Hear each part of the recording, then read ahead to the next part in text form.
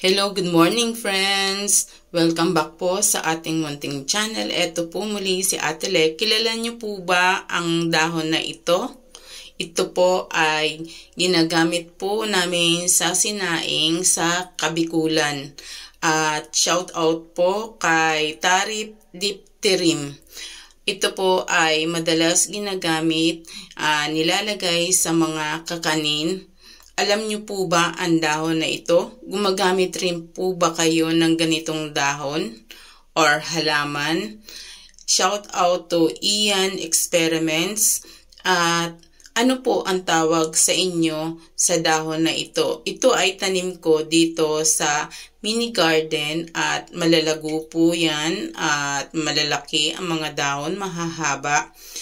Madalas ko pong ginagamit ito o nilalagay ko sa aking sinaing.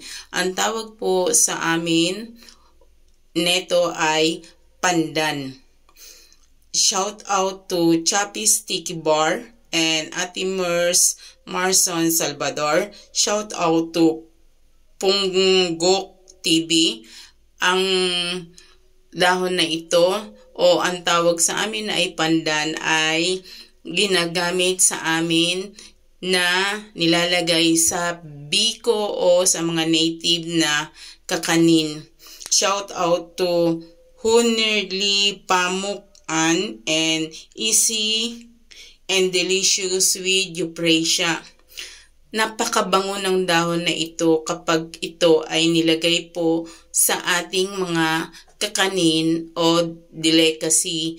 At katulad din kapag nagluluto ng sinaing, kapag ang sinaing nyo po ay nilagyan ninyo neto ay napakabango.